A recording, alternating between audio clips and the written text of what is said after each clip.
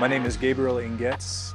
I am a Durham-based artist, and I am installing a mural on 205 College Street. So I actually have a friend in Asheville who put it on my radar, and I've been a public artist for about 5 years now. A lot of my work is for municipalities and county and city government. So, this project really resonated with me in the fact that, one, it was focused on equity, something that's very important to me and I think an important talking point in today's society. And then two, I spent a lot of time in Asheville over the years. I love this place, and this will be my first mural in Asheville, so very excited for that. So I'm born and raised in Durham. I've traveled to Buncombe County countless times in my life, just visiting Asheville, friends, partners, family.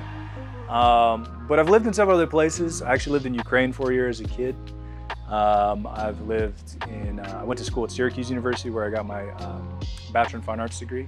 So I'd say the thing I like to do most besides creating artwork is, or maybe I like it more, fishing. So when I come here, fly fishing is really at the top of my list. Probably actually gonna do that after this interview.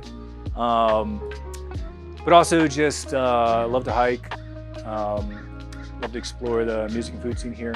I know that's kind of what Asheville is known for. I've been creating artwork as long as I can remember.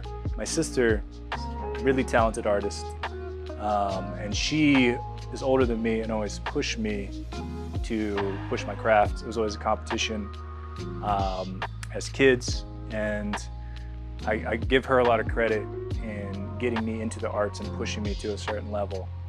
I wanted to transition that into actual career when my parents and teachers started getting me to think about going to college to study art.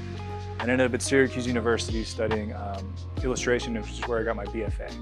So over the years, my focus has definitely shifted in different lanes. Early on, it was more clothing and design, graphic design focused. There's a brand called Runaway in Durham that I was focused on for about 8 years, where we were really trying to create a platform for the arts in the Triangle area. I knew at some point my career would shift back into fine art, and that shift happened about 5 years ago.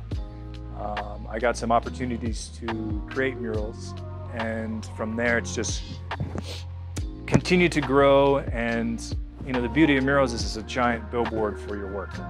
So as you do more, and assuming you're getting better, your notoriety, your clients coming via word of mouth just grows, and your network grows, and that's kind of what I feel is happening now. I've been on larger walls before. Most notably recently I did a project for the Carolina Hurricanes, which was, I think the wall topped out at 80 feet, or the wall topped out at about 100 feet, but our mural went 80 feet high. It's a very vertical mural. Had to be an 80-foot boom lift for that. That was a little bit terrifying just because whenever the wind kicks up, you start rocking a little. I was also terrified I was going to drop a paint can on somebody because we had it all coned off, but people were not following the signs at all. They're just walking right under me. But yeah, so done walls bigger, but this one, again, I love big, high-impact walls. This is definitely a big, high-impact wall right in the middle of downtown.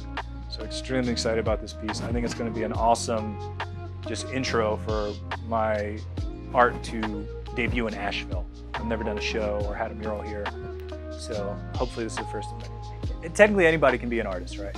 I think what makes somebody creative is just that they're taking the time to actually tap within a part of their mind that they might not tap into. As long as you make time outside of those things that maybe don't feel so inspiring to find that inspiration and tap into a passion. I think creativity and passion are definitely interlinked. I think it's hard to be truly creative with something you don't enjoy. With me, I definitely, considering myself a multidisciplinary artist, I'm always finding new mediums and inspiration, especially in public art, because pretty much every project I go into, I'm trying to tell the story of that place and the people there. So the inspiration always changes, but the creativity is really trying to find the medium where I can tell that story, but in my own way, stylistically, I came into it saying, look guys, I am not from the area, I'm very interested in the project.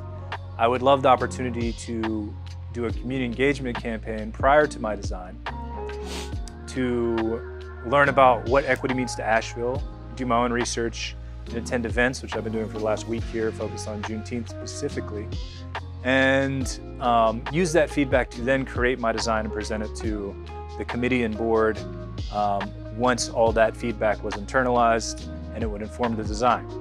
We're working with 3 apprentices from Arteria Collective. They do amazing work in arts and culture for social change for young people of color in particular. And again, I just think that speaks to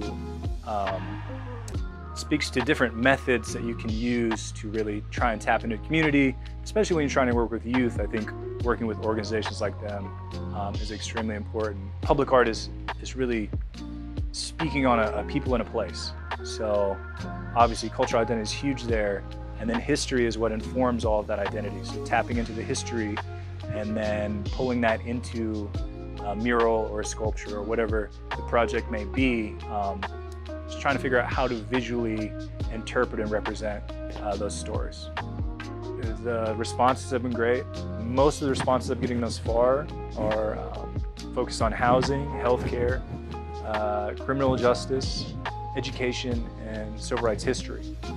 So, obviously we can't boil all those down into one mural, or if we did, that would be very hard and maybe lose a bit of its focus. So my job now is to take all that information and present it visually in a way that will resonate with the community.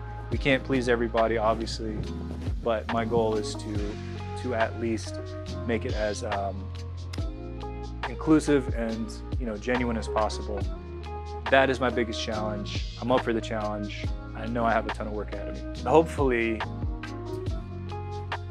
at the end, it does represent racial equity in Montgomery County, whatever that may look like. I'm starting to get my head around it, but so many factors, so much history, all good stuff.